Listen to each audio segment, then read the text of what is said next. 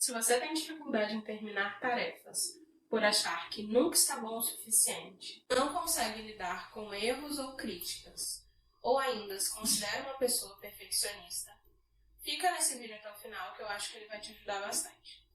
Olá pessoal, tudo bem com vocês?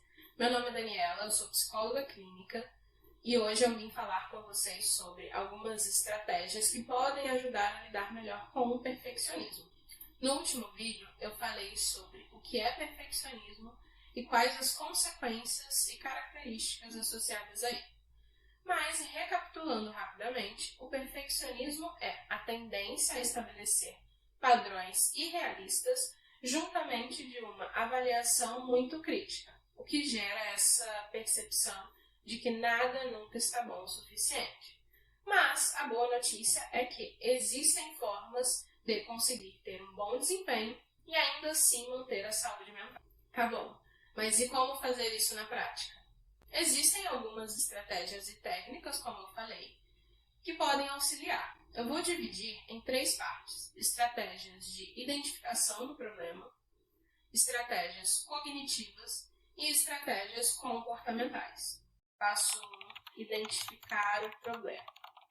Primeiro, é importante compreender quando as ideias perfeccionistas e comportamentos disfuncionais acontecem. Busque apenas registrar o que estava acontecendo, o que você estava sentindo e o que estava passando pela sua cabeça. Quais eram os seus pensamentos? Tente se perguntar o porquê você precisa ser perfeito naquela situação ou em tudo na sua vida. Quais são seus receios e medos? Passo 2: técnicas cognitivas. É importante ressaltar que pensamentos não são fatos ou verdades absolutas. Portanto, podem ser questionados. Depois de ter identificado esses pensamentos disfuncionais, o próximo passo é justamente fazer algumas perguntas, questionamentos a ele, para julgá-los mesmo. Algumas perguntas que você pode fazer são: quais são as evidências, os sinais de que o meu pensamento é verdadeiro? Quais são as evidências e os sinais de que o meu pensamento não é verdadeiro? Existe uma outra forma de enxergar, de pensar essa situação? Qual é a pior coisa que poderia acontecer e como eu poderia lidar com isso? Qual é a melhor coisa que poderia acontecer e qual é a probabilidade, o resultado mais realista? Existem outros questionamentos, mas esses são iniciais básicos. Inicialmente, pode parecer estranho e difícil, mas, assim como qualquer habilidade, fica mais fácil com o tempo, conforme você treina. Outro questionamento possível é: e se eu não atingir 100% de perfeição no que eu estou fazendo? Será que não vale a pena, mesmo assim, fazer? Mesmo que seja para atingir 70%, 80% de perfeição. Será que isso não pode ajudar alguém ou ser bom para você mesmo? Qual é a pior coisa que poderia acontecer se você não desse esse 100% e fosse próximo dos 80%? Isso pode ajudar a normalizar a imperfeição na nossa vida. Outra técnica interessante é a análise das vantagens e desvantagens do perfeccionismo. Porque sim, existem as duas, e nós costumamos ser bem recompensados por ser perfeccionistas. Mas isso vem com um ônus. Então, você pode fazer, por exemplo, uma lista. De um lado, descreva todos os benefícios de manter o perfeccionismo. Ser elogiado, ter uma boa nota, ter bons resultados, ter a sensação de controle.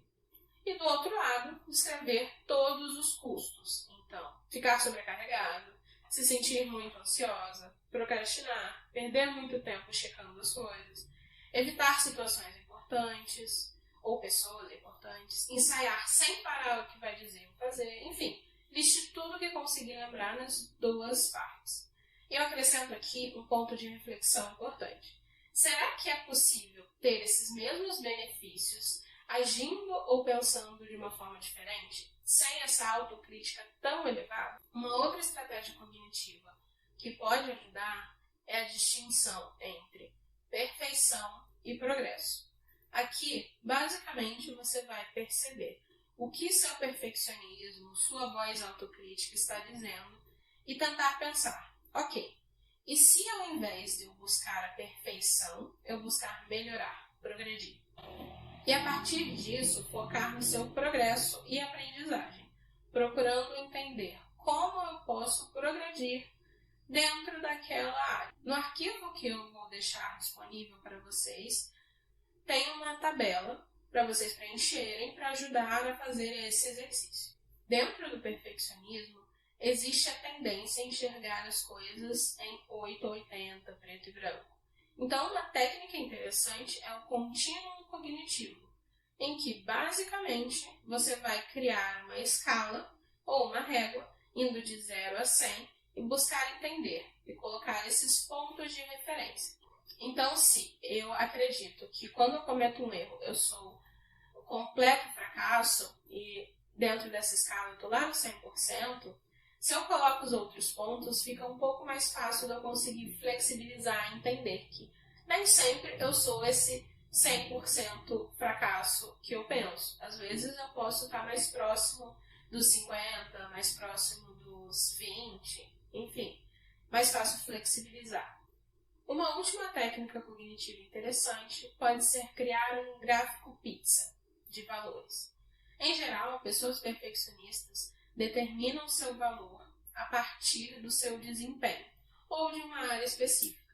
E quando acham que algo não está indo bem dentro dela, ficam muito mal. Então a ideia aqui é criar esse gráfico sobre de onde vem o meu valor enquanto pessoa e colocar as porcentagens dentro desse gráfico. Isso ajuda a entender que não necessariamente falhar em uma das áreas dita nosso valor como pessoa como um todo, porque existem outras áreas da vida que também são importantes. Passo 3. Técnicas comportamentais. Agora nós vamos falar de atitudes, comportamentos que você pode ter para ajudar com o perfeccionismo. Por exemplo, agendar atividades de lazer, mesmo que inicialmente você não goste ou ache que não mereça. Isso é importante para desenvolver as outras áreas da vida também. E lembrando que ter lazer ajuda também na produtividade. Outra possibilidade de técnica são experimentos comportamentais.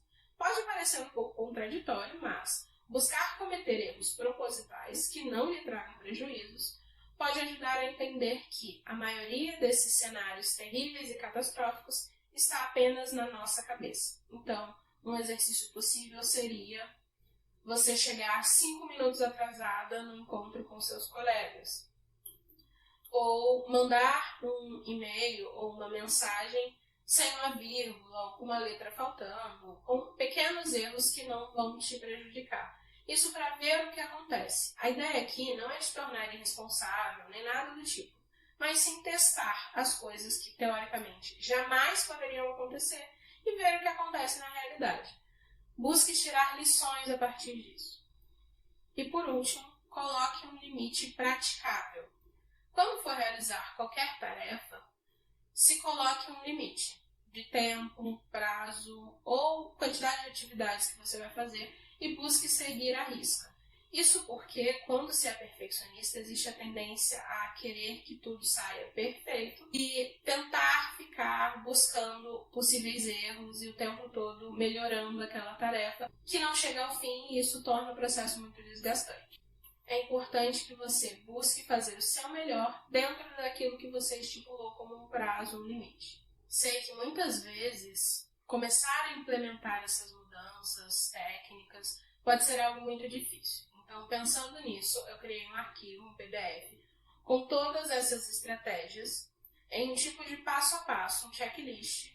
O link dele vai estar na descrição do vídeo, para vocês baixarem gratuitamente. Espero que vocês tenham gostado do conteúdo e tenha feito sentido para vocês. Um grande beijo, tchau!